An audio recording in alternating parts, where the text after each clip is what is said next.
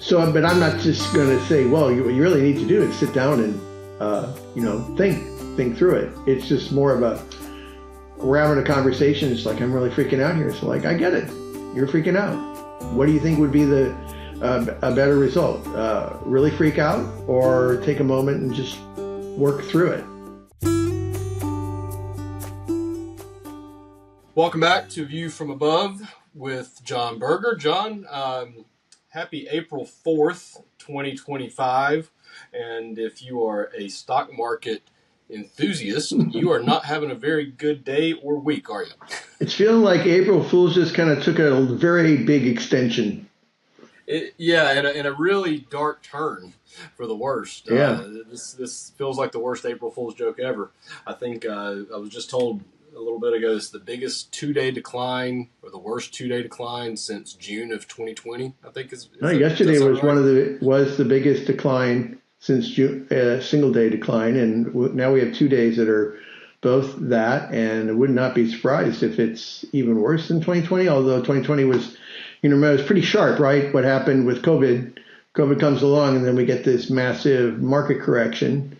But also a massive market response once the correction was over. So this is short-lived at the moment. We'll see where things go from an investment standpoint. But certainly what we're seeing in the stock market with large companies is something that affects really all businesses and business owners and even people who aren't businesses or business owners at the moment, because it's going to start dictating how the economy works and how things work for you and your livelihood going forward for the next several months, if not longer.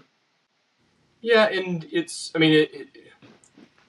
interesting conversation, really, because you've got two different things going on that may or may not be related, depending on the topic, right? What I mean by that is like the stock market is going to affect how much money or how big the number is on your 401k statement or your IRA statement or your brokerage statement.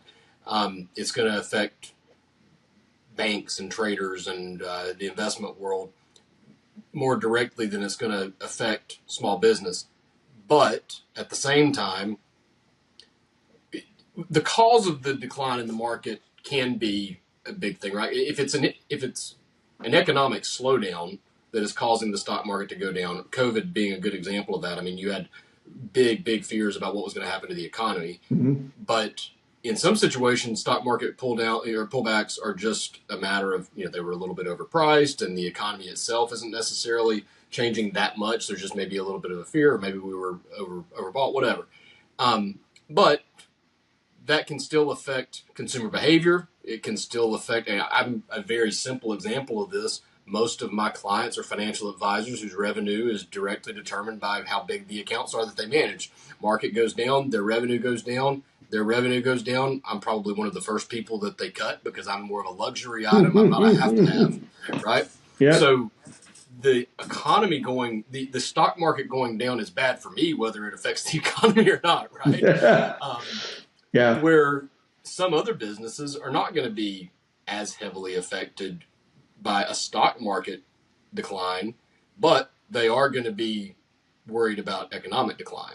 Yep. And I would suspect that, I don't have a crystal ball and I don't really like prognostications, but what we are seeing is the beginnings of this, of a change of especially earnings. We've had earnings expansion going on for years, not just in the big companies, but we've seen earnings expansions, even smaller businesses here locally that I manage or work with. And it's been a wonderful tailwind. And now we're getting into a space where I don't think we're going to be seeing that at least for a while. Whether that really affects the economy significantly, as in recession, and I think the odds have definitely increased significantly that could be how this plays out. Either way, there's been a pivot away from earnings tailwinds and just being able to make more profit to you got to be thinking about what the bottom line looks like and how much earnings are going to be appropriate for you and how much your customers are going to tolerate price increases or are you getting nice fat margins? If they feel that you're fine and you're getting maybe a 15% margin on operations today, and you've been able to do that and maybe expand from 10 or 12% to 15, and they haven't minded that, okay, that's great for as long as it lasts. But eventually, the customer is going to kind of be looking at it, and they don't know what your bottom line is, right? But they get a sense of what they're willing to pay for, and they may just go, well, Garrett's not that critical to us, and so therefore he's going to become a business we're not going to support for a while, right? And it's that same economic thing. So that's really where I think business owners need to have their heads at the moment, especially with the tariffs being added on, is what's the future going to look like for you in a more of an earnings compression space than the constant tailwind of lots of free money floating around, so we can have earnings expansion and nobody cares. Yeah, and there's domino effects like crazy, right? Because you have to look at your own business and somewhat anticipate, hey, look, if this part of the economy suffers, then that's going to affect this customer, and this customer is probably not going to be able to spend as much money with me, or maybe not spend any money with me at all. And then how do I plan for my own business? Well, then when I have my own business to make those decisions about, now I have to look at what am I going to cut, right? And how can I button up the hatches a little bit? And that may be a reduction in workforce. It may be cutting some of those luxury vendors that you would like to use their products or services, but you may not necessarily have that luxury at the moment.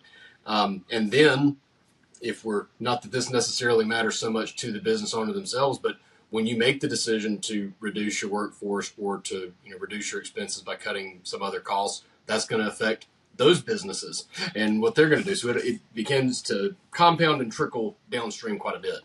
Oh, absolutely. And that's one of the reasons why there are ebbs and flows. There are economic cycles, right? Is that we go to excesses for a while, and those excesses just kind of hang out there and they just remain excessive. And then there is a pivot. Even when you talk about COVID, it wasn't that the economy was tanking, although the economy was being hammered for a while with the shutdowns. It was the fear that this was going to continue, or that we were all going to die an ugly death from some disease that we didn't know, right? It's always goes back to human animal spirits, right? What do we think might happen? And then we start making decisions based on that. And those decisions do have compound effects. Because if I cut something here, that means I'm cutting this business that I'm supporting. That means they have to do something. And we're all trying to figure out what's the next 3 months look like and what's the next year going to look like. And then some people are more, shall we say, reactive to that. And so then we're going to get the pendulum to swing even faster in the other direction. That's why market corrections the market always goes down faster than it goes up. We've wiped out probably 4 months worth of gains in a matter of 2 days. Yeah, markets go up slow and down fast, and that is not,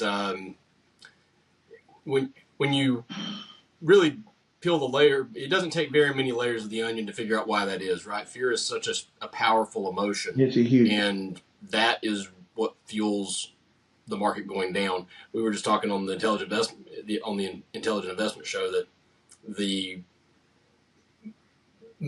people tend to just completely disregard math once the blood's in the water, right?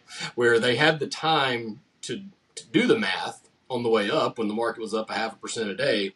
When it's down 5% a day, it becomes sell first, then we'll figure out if I should have sold or not. But let's get out now. Who has time for math at a time like this?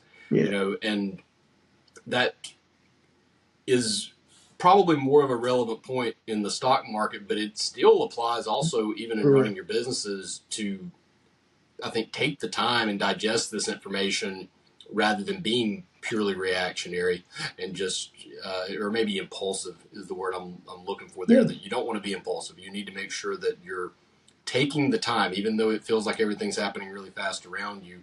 Take the time to make sure you're following a sound decision-making process. Yeah, and I think that's one of the things that, going back to the work that I do as a business coach, and not just a fractional chief financial officer, but truly a business coach. As I try to get the business owners that I work with to constantly, get themselves out of their business operations enough that they have time to think more long term and work through stuff. And one of the reasons why we do that is because the best decisions, the most optimal ones, are the ones that are strategic, the ones that have been thought through, and maybe even thought through in the heat of a moment. It's just knowing, hey, this is how I'm going to respond should something like this happen. Look, tariff liberation day, or whatever they called it, we've known this is coming, and we've known it was coming for a month. So the fact that the stock market was surprised by the severity of it, okay, yeah, that just means that it isn't perfect in anticipating everything. The market was up for 3 days straight prior to the announcement of those tariffs. And now all of a sudden, it's the end of the world, and we're going to whack the market by 10%. But we've known those tariffs are coming, and you as a business owner have known that this is a potential. And ideally, the conversation should have been, if that happens, or if there is any type of tariff, what are the boundaries? When do we respond if it's only 5%? And well, maybe we'll just eat that. What would be a rational, reasonable space to start thinking, I'm going to have to do something different with my fee structure or my charging structure, or if it gets to be 10 or 20%, depending on the business. I have some businesses here that I work with that are going, this is great because everything we buy is already bought domestic.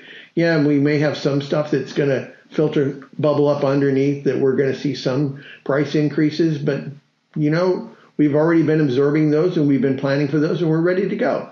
And then some businesses are like, everything they order is coming from China, and it's going to be a lot more expensive.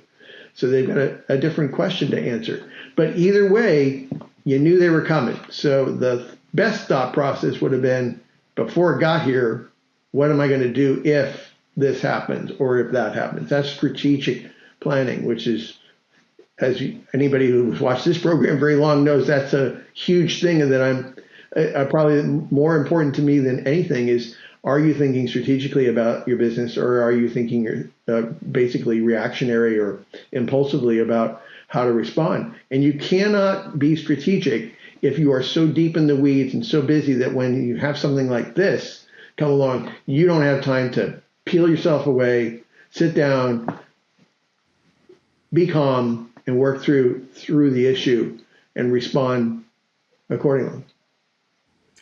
When I was younger, I played a lot of competitive golf in high school and a little bit in college also. And someone that I was a coach, or someone that I was working with, gave me some advice one time that made a ton of sense when they told me. And it was basically, when you are going to play in a tournament, write out your game plan the night before. Mm-hmm. This is what I'm going to hit on this hole. This is, and give yourself some flexibility, right? Because yes, you might play the hole a little bit differently based on what the wind is doing, or you might play it a little bit differently based on how your round is going. If you've got a nice big lead, you might be a little bit more conservative. If you're needing to be aggressive, it might be different.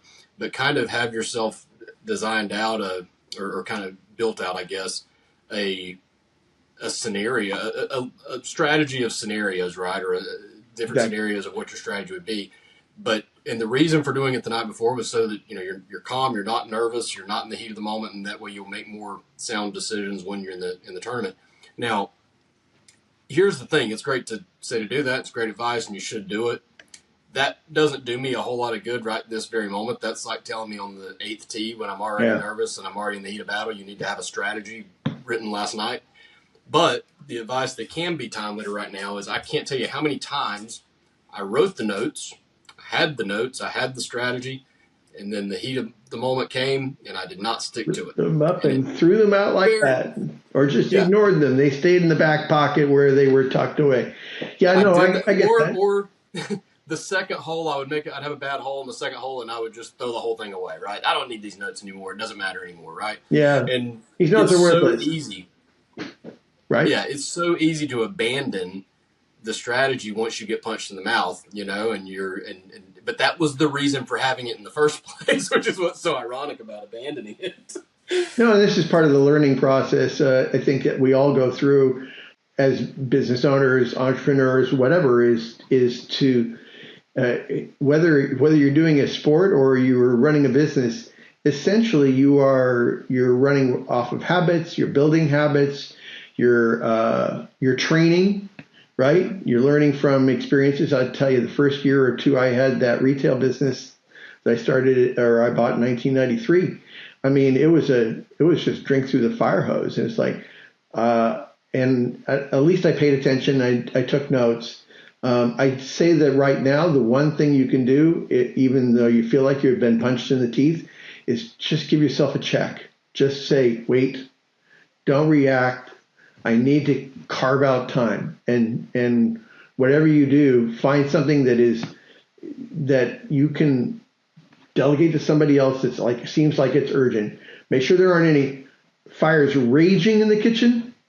But if everything's cooking and it seems really hot, but you have a moment, get out and get away from it long enough to at least pull those notes, to go back to your analogy, pull those notes out of your back pocket. Don't rip them up and throw them away, and start thinking about, all right, well, this sucks. This was not what I was anticipating, but I must have something there. And I think anybody who's been in business for more than a couple of years has that. We call it framework. So it has the decision framework built, the strategic framework that's in place. How good you are at working within the framework, that's the practice part, and that's kind of a lot of that. I think what coaches and consultants can help you. Well, let's go back to the framework. Let's look at that and see what it says. And that's the benefit of having that third guide. But we've all, even if you've never used a coach, if you never used a consultant, you've just always done it yourself. If you've been in business more than a couple of years, you have some form of a decision framework that is built out. You just got to get yourself to a place where you can start referencing it and be as optimal as you can in the moment with with the new data that you got. And there is new data. I mean, I knew the tariffs were coming, but I think that nobody knew the extent to which they were going to be pushed out there. And I don't think that very many people really expected the response that we got. I don't know why, but China's not going to retaliate. Well, guess what? They did. Canada's not going to retaliate. Oh, wait a minute. They just did. Okay, so, new data. What do we do now? Well, and I think it's also important to,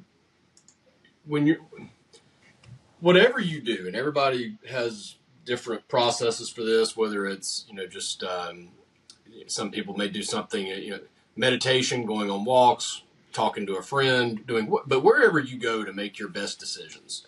When things are crazy and the world's falling apart around you and everybody's scared to death and all these things, it can be really easy to feel so rushed that you don't think you have time to take a break, so to speak. And I definitely understand, math is math, and it doesn't really matter. Sometimes things have to get done, and it might be 60, 70, 80-hour work weeks when things are a little bit chaotic or whatever.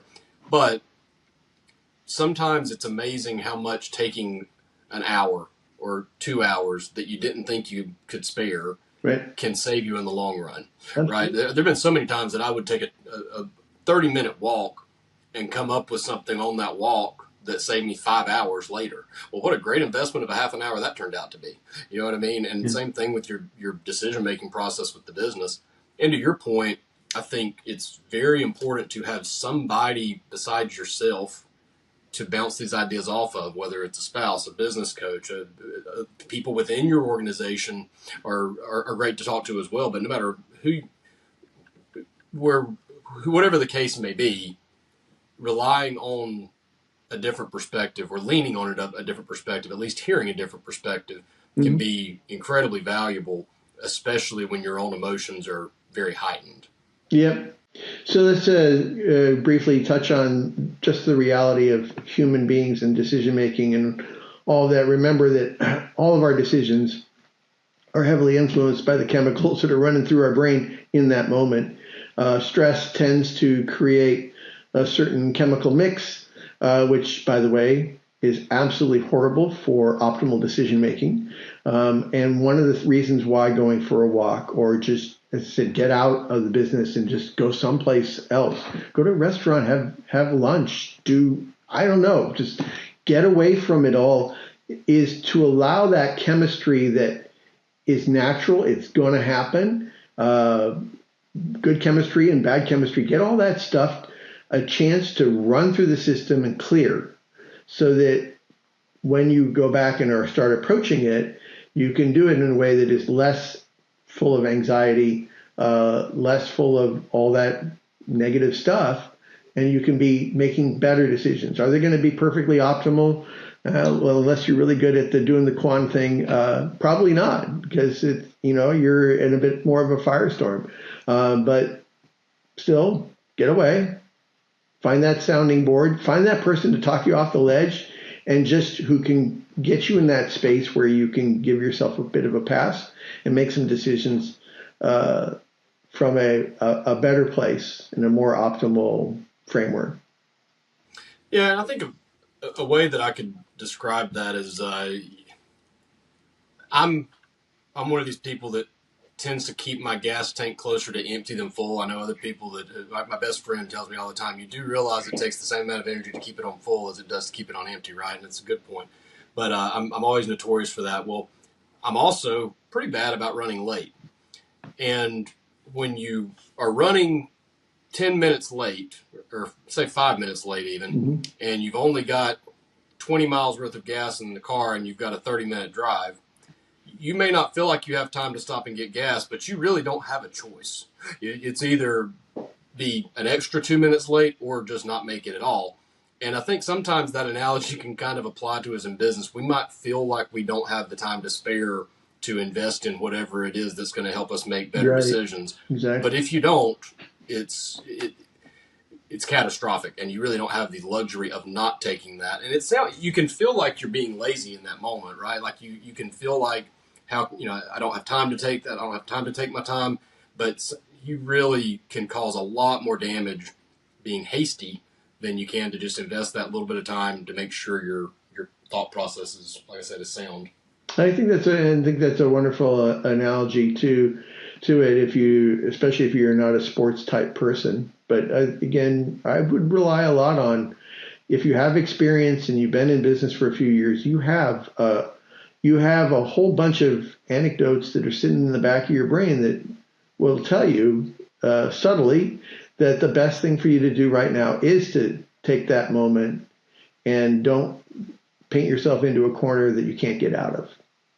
Yeah. With your experience working with business owners,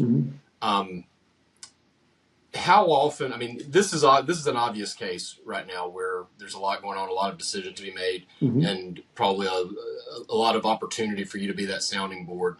But I guess maybe the question that I'm getting at with it is, how often do the business owners realize that on their own versus you needing to kind of speak up and offer your opinions when they might not have asked for them? Yeah. So, but my style in dealing with what I would call triage moments, like we have, and we don't have them very often, right? So they tend to come in clusters, but many, many years apart. So I haven't really had we had some opportunities with clients in COVID to help them work their way through that. Prior to that, really didn't have a lot of opportunities to really deal with how are you going to manage, higher stress moments. All those contingency plans we spent years working on or building those frameworks, they didn't get a chance to rely on the framework quite so much. And until prior to that, prior to COVID, it was basically 2007, 8, and 9, which was just a total mess from everything, because housing was going down.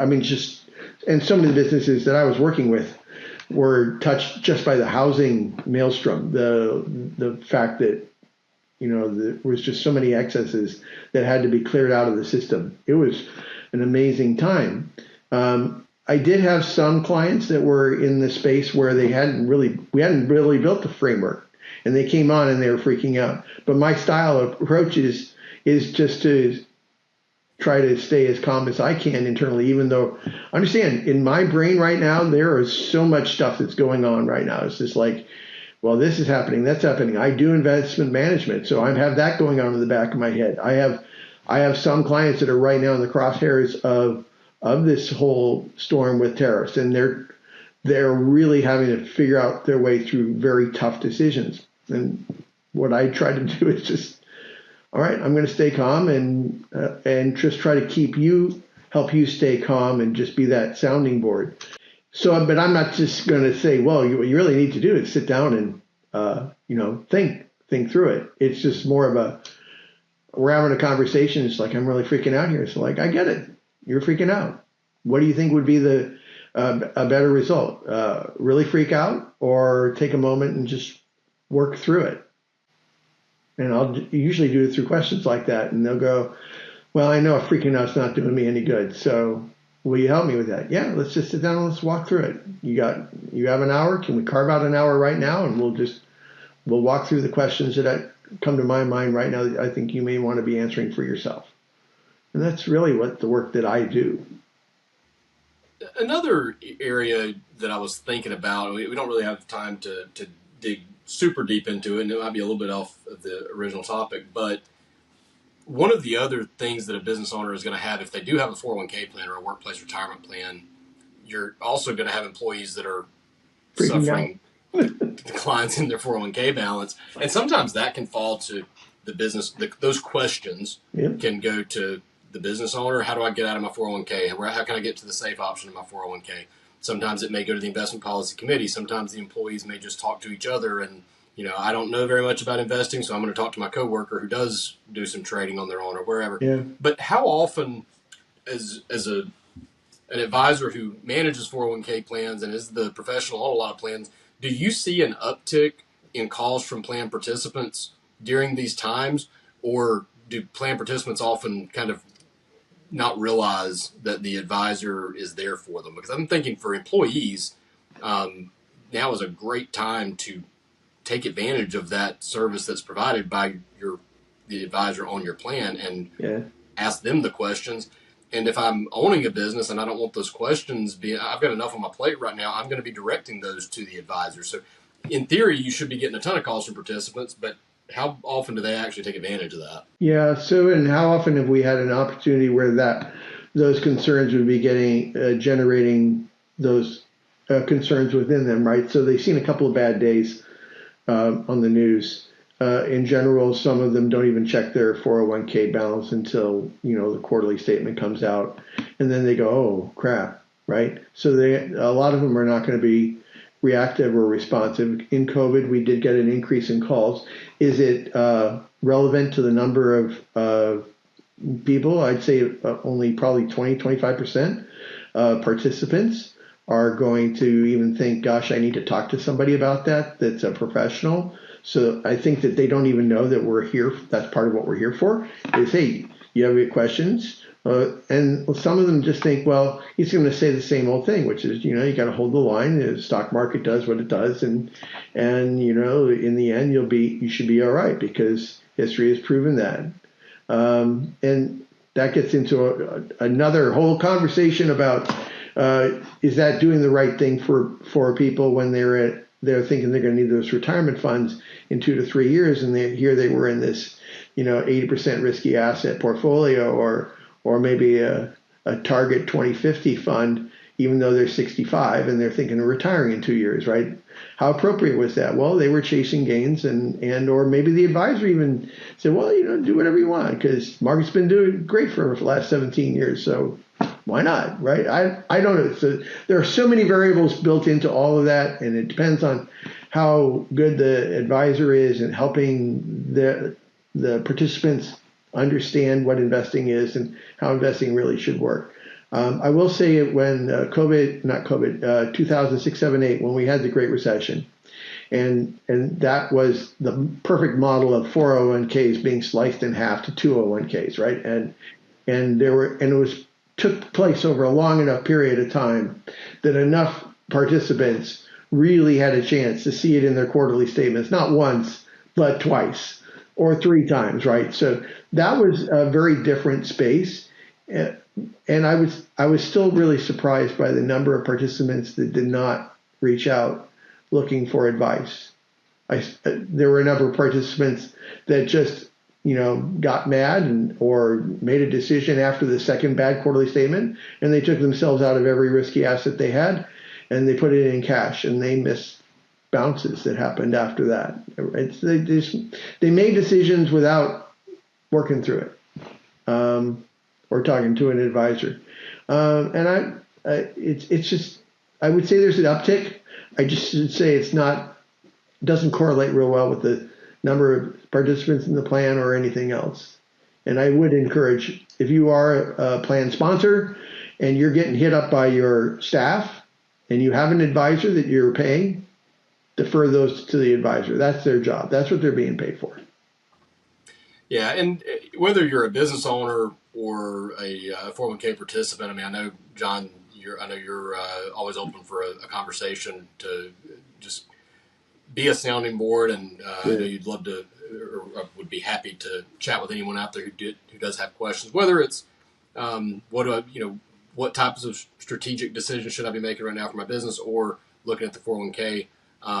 It's great that resources like you are out there. Oftentimes, resources like you are underutilized, especially at the times we need them most. So yeah, definitely encourage watchers, listeners, ever how you are enjoying this podcast, feel free to reach out to John. You can find his information at altuswealth.com. There'll be a link in the description below on whatever device you are watching us on or listening to us on right now. But John, really appreciate you taking the time out. I know it's a busy time for the advisor community, so thank you for taking the time out to still do the show with me today. I know that I used to joke around a lot of times that being a financial advisor is kind of like a CPA. You do like 70% of your work and 20% of your time. But the difference in advisors and CPAs is they know when their busy season is going to be. Financial advisors don't ever know when it's coming. So yeah, because you wake up one morning and all of a sudden the phones are ringing and or you're getting emails from clients who are having various issues, or people are coming out of the woodwork usually after, the damage has been done, saying, I'm wondering if I should be doing this or should be doing that. But either way, I don't think it's ever too late to go in that direction, to find that sounding board. But yeah, it's been a pretty busy month and a half, and I got a funny feeling it's going to be an even busier probably through the rest of this year. It's going to be one where I'll earn every dollar I make. Well, that's yeah, I definitely agree, and it's something that Trump is a volatile figure for sure, whether you like him or not, and I think everybody agrees in his volatility at least. And he stirred the pot a lot, and that's going to it's going to have a lot of volatility and a lot of ups and downs and things that come with it. And I don't think it really surprises anybody. But yeah, it's the best you can do is, like you said, have plans kind of going into it of what you're going to do if this happens, what you're going to do if that happens, and make sure they're sound. So yeah. Well, thank you as always, my friend. Good to see you. Good to talk to you, and we'll see you here in a couple of weeks. Hopefully things are a little bit better then. We'll see. We'll see.